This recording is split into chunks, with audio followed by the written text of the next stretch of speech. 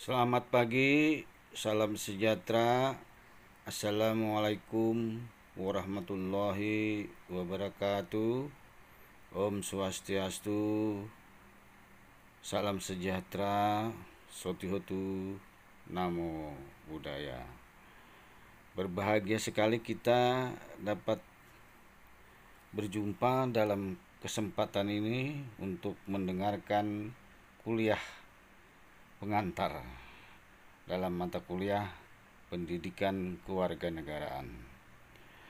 Puji dan syukur kita panjatkan kehadirat Tuhan Yang Maha Esa karena kita diberikan nikmat sehat yang mudah-mudahan kita dapat mengikuti perkuliahan ini dengan seksama sampai tuntas. Bagaimana kabar kita semua? Mudah-mudahan baik semua. Oke, baiklah teman-teman mahasiswa, kita mulai saja dengan materi sebagai berikut. Nasionalisme dan patriotisme kekinian. Kita mulai dengan Indonesia Raya. Ada yang hafal Indonesia Raya nggak? Yakin? Yakin. Ya, ada anggota DPR juga yang tidak hafal. Ya. Salah satu makna dari Indonesia Raya itu di dalamnya adalah bangunlah jiwanya, bangunlah badannya. Nah, dimulai dengan perkataan bangunlah jiwa, baru dibangun badan. Artinya sebetulnya yang kita butuhkan juga selain fisik yang kuat, tetapi yang pertama kali adalah jiwa.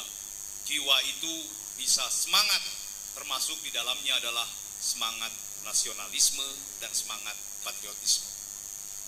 Jadi Indonesia Raya ini ditulis oleh Wage Rudolf Supratman. Lagunya, tetapi kemarin di majalah Tempo itu disebutkan bahwa yang menulis sebetulnya naskahnya itu adalah Mr. Muhammad Yamin. Tetapi memang sampai saat ini tidak ada bukti otentik. Tapi kalau Anda baca Tempo yang edisi khusus itu Muhammad Yamin katanya yang menulis mengenai. Jadi Indonesia Raya ini bangunlah jiwanya, bangunlah badannya. Saya ingin memulai juga, sekarang ini ada kecenderungan bahwa mungkin kita tidak pernah tahu bahwa kalau menyanyikan Indonesia Raya itu harus tegak. Kemudian juga dimanapun sebetulnya. Sekarang ini saya ingat ketika saya kecil, karena saya juga pernah kecil seperti saudara-saudara, ya. Itu ketika mendengarkan lagu Indonesia Raya, ketika sedang upacara itu selalu berhenti. Kita berhenti, kemudian tegak, kemudian mendengarkan. Nah, sekarang ini ya pada saat upacara saja kadang-kadang tidak ada atensi, kurang atensi terhadap ini. Nah, ini adalah salah satu bentuk yang paling gampang saja kalau kita berbicara tentang rasa nasionalisme, paling tidak kita menghormati lambang-lambang negara termasuk bendera yang kita miliki. Itu yang paling gampang. Kemudian kita juga baru selesai melaksanakan proklamasi. Ya, ini ditulis oleh Soekarno-Hatta, semuanya tahu. Tetapi yang paling penting adalah di dalam pembukaan Undang-Undang Dasar 1945 disebutkan bahwa atas berkat rahmat Allah yang Maha Kuasa dan dengan didorongkan oleh keinginan luhur supaya berkehidupan kebangsaan yang bebas, maka rakyat Indonesia menyatakan dengan ini kemerdekaannya. Jadi yang paling penting ini kalimat pertama, atas berkat rahmat Allah yang Maha Kuasa. Sehingga dalam konteks ini kemerdekaan itu adalah sesuatu rahmat dari Allah yang patut disyukuri. Bentuknya apa? Mensyukuri itu. Apakah kita menyelenggarakan pertandingan gapleh pada malam? Iya kan, mensyukuri kemerdekaan, ya, sambil abok sedikit, sambil abok apa namanya, ya, dengan semangat kemerdekaan, maka kita pesta miras semalam suntuk, kan gagah tuh. Berani mati untuk apa? Nah, patut disyukuri, mensyukuri. Ini kalimat syukur itu adalah kalimat agama. Apa caranya? Mensyukuri itu adalah dengan mengisi kemerdekaan sesuai dengan yang seharusnya, yang diidam-idamkannya. Jadi mensyukuri itu adalah melaksanakan sesuatu sesuai dengan apa yang diharapkan oleh yang memberikannya. Yang memberikannya Allah dengan semangat para pemimpin masa lalu. Mensyukuri kemerdekaan, mengisi kemerdekaan adalah dengan melakukan aktivitas sesuai dengan cita-cita kemerdekaan itu. Saya kemarin sampaikan di dalam pidato, mensyukuri Anda diterima di Universitas Pajajaran, caranya adalah dengan belajar sebaik-baiknya. Bukan dengan pesta, kan sekarang kan begitu. Wah, terima di SBMPTN, SNMPTN, pesta 7 hari 7 malam. Wah, itu atau ya. Tapi apa yang harus kita lakukan? Yang harus kita lakukan adalah tentu tadi mensyukuri itu, belajar dengan sebaik-baiknya. Kenapa? Karena saya ingin sampaikan bahwa kemerdekaan itu adalah merupakan amanah, dan setiap amanah itu harus dipertanggungjawabkan. Jadi di antara sesudah mantrop buka nanti di sana, ada yang pernah nyoba ke sana belum?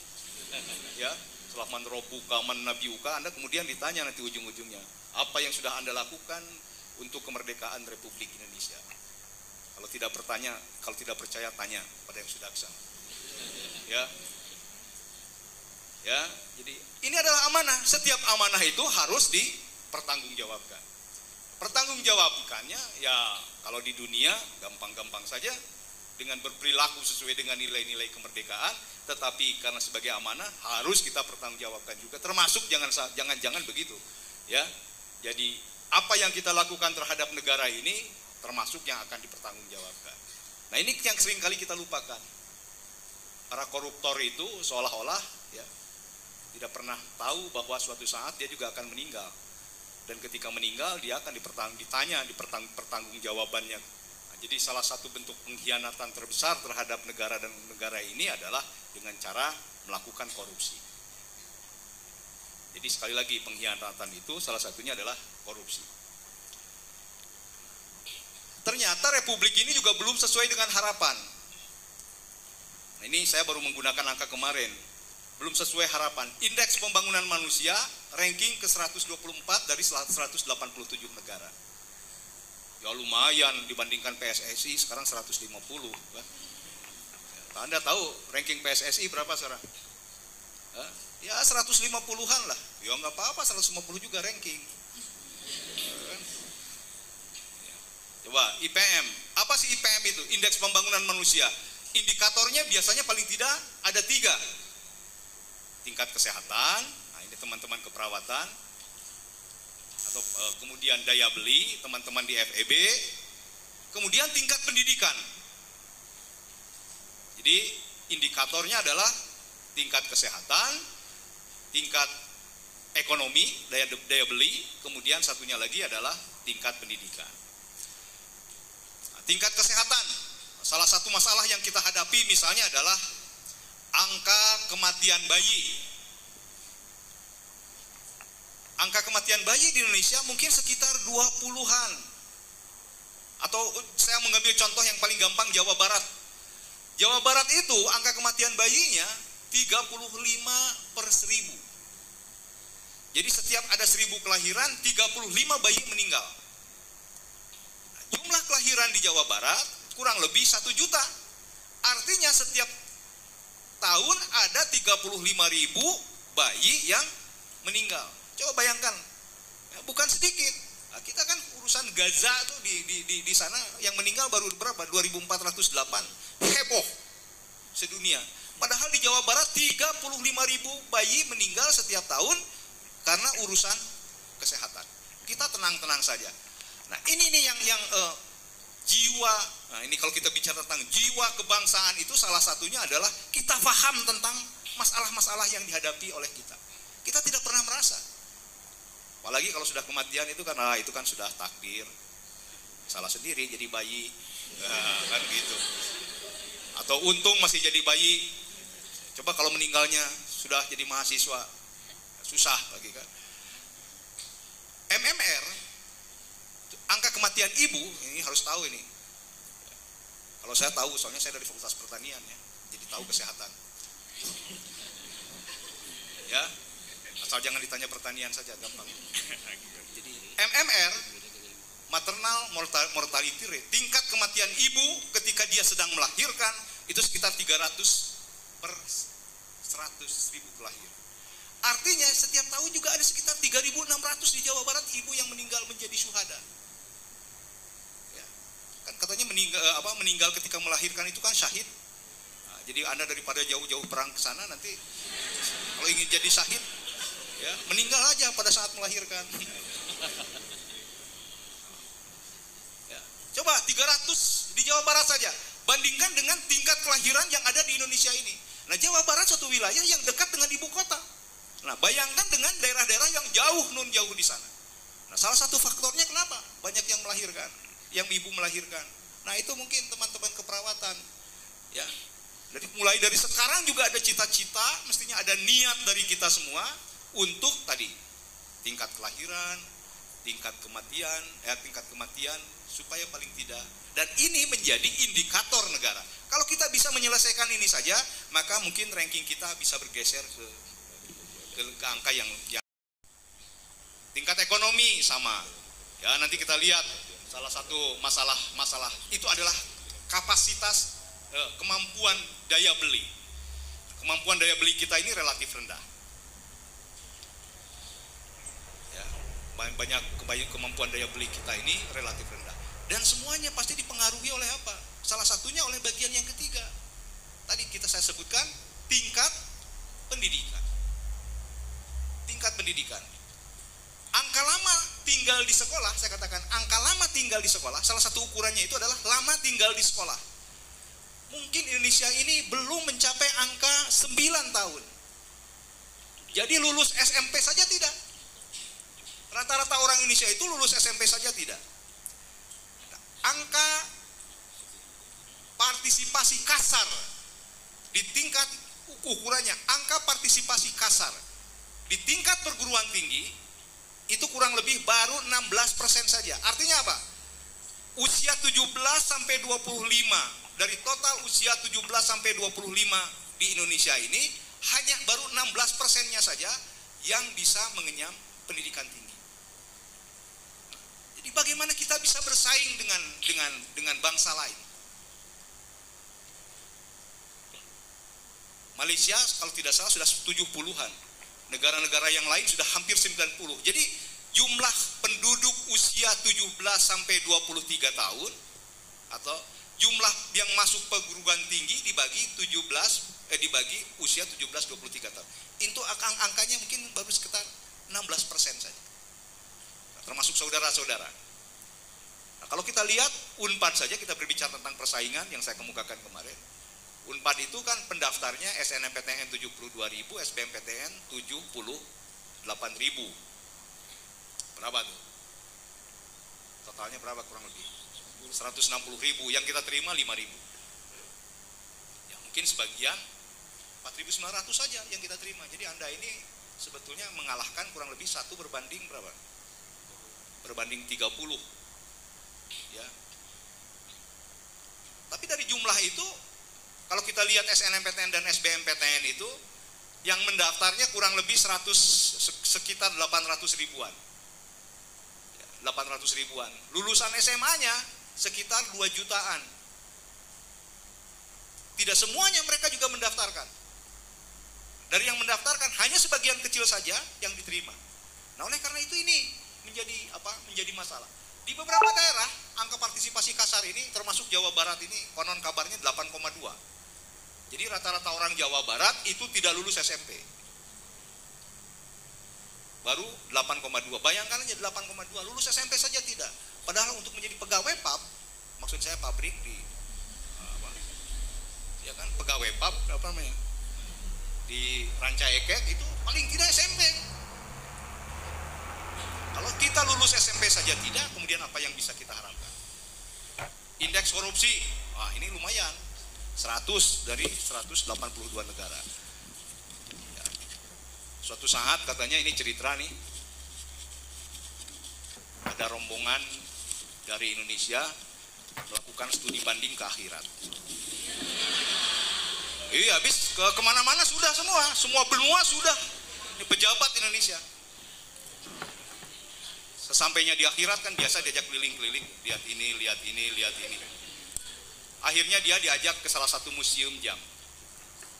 Museum jam. Yang aneh di museum jam itu adalah bahwa kecepatan berputar antara satu jam dengan jam yang lain itu berbeda. Nah, kemudian ditanya kepada penjaganya, tentu malaikat.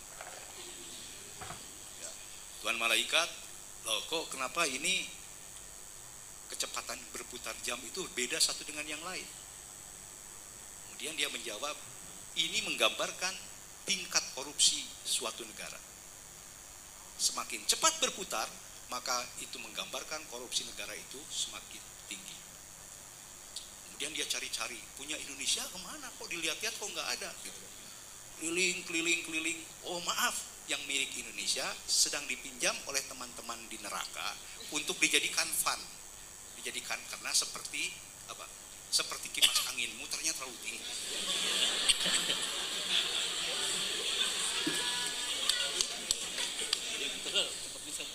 Ini bukan mengolok-olok, tapi ini adalah kenyataan. Ini yang harus jadi kita pikirkan. Kalau tidak salah berapa sekarang dari anggota anggota dewan koruptor banyak. Kemudian apa lagi? Para bupati ditangkap di mana-mana. Dan pasti mereka itu juga sarjana. Iya kan? Jadi yang kontribusi cukup besar terhadap korupsi di Indonesia ini adalah para sarjana. Ya kalau tidak sarjana, lulusan SMP mau korupsi apa? Nah, ini juga kalau kita berbicara tentang nasionalisme, tentang patriotisme, ini dulu selesaikan. Nah, jadi kerusakan lingkungan, pengangguran terbuka, ya pengangguran di mana-mana, termasuk pengangguran sarjana, sekitar 3 juta orang sarjana menganggur. Lumayan banyak. Kalau kita naik pesawat, kemudian kita menjatuhkan kepala, insya Allah kenanya pengangguran sarjana. Peluangnya tinggi. Kemiskinan 12,6% dan seterusnya. Nah, ini juga masalah lain, ketergantungan kepada bantuan negara lain. Kesenjangan sosial ekonomi yang tajam antar daerah, antar wilayah. Ketidakpastian hukum. Hukumnya pasti tetapi tidak dilaksanakan. Contoh yang paling gampang, kalau kita naik pesawat, itu ada pesawat yang selalu delay, ya, tahu nggak kan, delay terus tuh pesawat. Akhirnya saya datang ke kantornya, kalau pesawatnya delay terus, sambil marah ini kan, nggak usah pakai jadwal, kan biar enak gitu. Lalu petugas di sana menjawab, loh Pak, justru jadwal ini untuk bisa melihat delay atau tidak. Kalau tidak ada jadwal, Bapak tidak tahu delay atau tidak. Nah, jadi hukum itu yang kita bangun bukan untuk dilaksanakan, tapi untuk dilanggar atau tidak.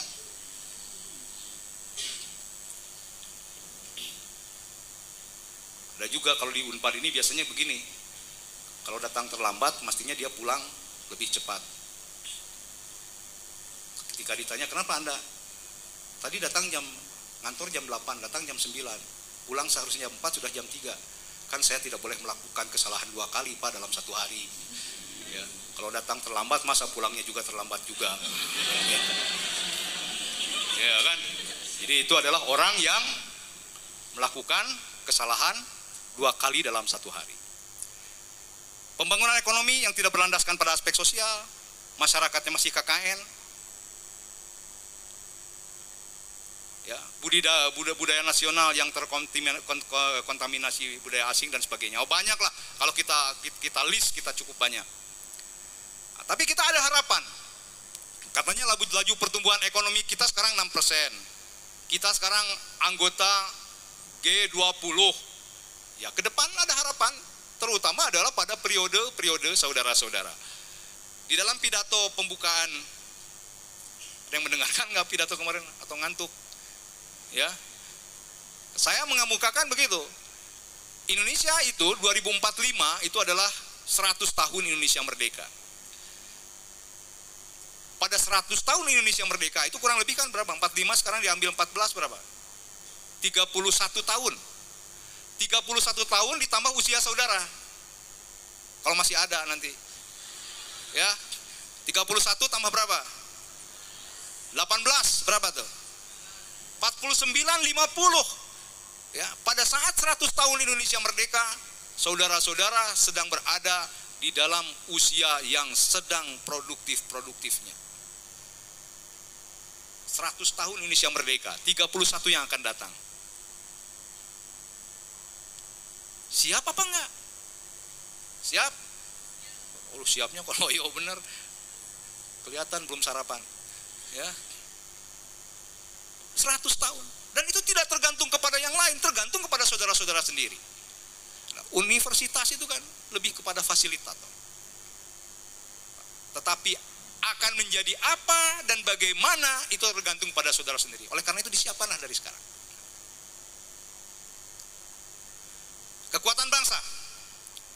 Kalau kita berbicara tentang kekuatan bangsa, itu pemerintahan, sumber daya teknologi, sumber daya manusia, sumber daya alam, budaya, jiwa bangsa. Nah, ini yang tadi saya sebutkan. Bangunlah jiwanya, bangunlah badannya. Pemerintahan kita tahulah seperti yang ada sekarang ini. Mudah-mudahan ke depan jauh lebih baik lagi. Ya. Sumber daya manusia. Saya baru menyelesaikan pidato untuk wisuda. Besok. Itu saya berpikir, seingat saya dulu waktu kemerdekaan itu, mungkin sarjana nggak banyak. Ya, paling-paling ada beberapa saja, ada Insinyur Soekarno, ada Dr. Wahidin, ada Mister. Mungkin total seluruh Indonesia itu mereka tidak akan 100 orang itu, seluruh Indonesia.